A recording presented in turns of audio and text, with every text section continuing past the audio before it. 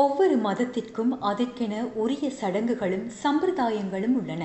அவை அந்தந்த மக்களின் நம்பிக்கைகள் அடிப்படையில் அமைக்கப்பட்டவை. அந்த சடங்குகளை சரியான முறையில் நிறைவேற்ற முடியாமல் போனால் அது ஒரு மனிதனை வாழ்நாள் முழுவதும் வேதனையில் ஆழ்த்திவிடும்.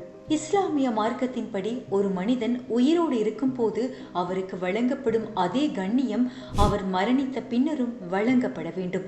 அதனால்தான் மரணித்தவர்களை தகனம் செய்வது இஸ்லாமிய நம்பிக்கைக்கு முரணான ஒன்றாக கருதப்படுகிறது. கோவிட் காலத்தில் முஸ்லிம்களின் ஜனாசாக்களை அடக்கம் செய்ய அனுமதி மறுக்கப்பட்டு வலுக்கட்டாயமாக தகனம் செய்யப்பட்டதன் மூலம் அந்த சமூகத்தின் மனித உரிமைகள் மீறப்பட்டு கடந்த 31ஆம் திகதியுடன் 6 ஆண்டுகள் நிறைவடைந்துள்ளன. இஸ்லாமிய முறைப்படி இறந்தவரை அடக்கம் செய்வது ஒரு புனிதமான உரிமையாகும்.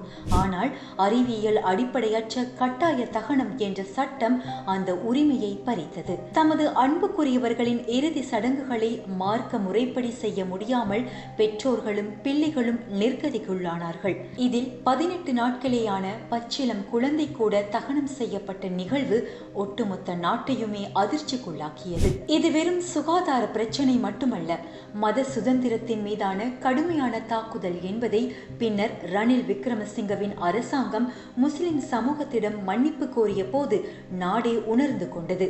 சர்வதேச சுகாதார பரிந்துரைகள் அடக்கம் செய்வதை அங்கீகரித்த போதிலும் இலங்கையில் முஸ்லிம் சமூகம் தமது மத நம்பிக்கைகள் சாம்பலாவதை வேதனையுடன் பார்த்திருக்க வேண்டியிருந்தது.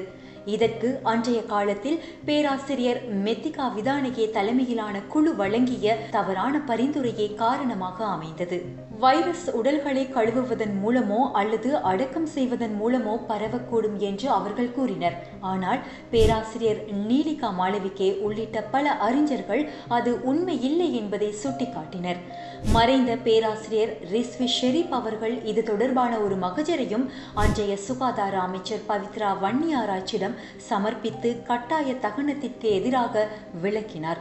எனினும் அன்றைய கோட்டாபய ராஜபக்ஷ அரசாங்கம் இது குறித்து அக்கறை காட்டாததால் அந்த ஆவணம் அமைச்சரால் நிராகரிக்கப்பட்டது. தற்போது பாகிஸ்தானில் சிறை வைக்கப்பட்டுள்ள முன்னாள் பிரதமர் இம்ரான்கான் கூட இலங்கைக்கு வருகை தந்து இது குறித்து அரசாங்கத்திற்கு விளக்கம் அளித்தார். பின்னர் ஆட்சிக்கு வந்த ஜனாதிபதி ரணில் விக்ரமசிங்க எதிர்காலத்தில் இவ்வாறான சந்தர்ப்பங்களில் முஸ்லிம் ஜனாசாக்கள் தொடர்பில் தன்னிச்சையான முடிவுகளை எடுக்காமல் அவர்களின் கலாச்சாரப்படி அடக்கம் செய்வதை உறுதிப்படுத்தும் சட்டங்களை உருவாக்க அமைச்சரவை தீர்மானித்துள்ளதாகவும் தெரிவித்தார். எவ்வாறாயினும் இது இலங்கையின் வரலாற்றில் ஒரு கரை படிந்த பக்கமாகும். இச்சம்பவம் நடந்து 6 ஆண்டுகள் கடந்தும் பாதிக்கப்பட்ட குடும்பங்களுக்கு நீதியை பெற்றுக் கொடுக்கவோ அல்லது அவர்களின் மனக்காயங்களை ஆற்றவோ அதிகாரிகள் இதுவரை முறையான நடவடிக்கை எடுக்கவில்லை.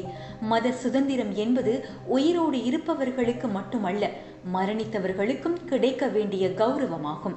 உடலில் ஏற்படும் காயங்களுக்கு மருந்து உண்டு. ஆனால் மனதின் ஆழத்தில் ஏற்பட்ட இத்தகைய காயங்களை ஆற்றுவது அவ்வளவு எளிதல்ல என்பதை நாம் நினைவில் கொள்ள வேண்டும்.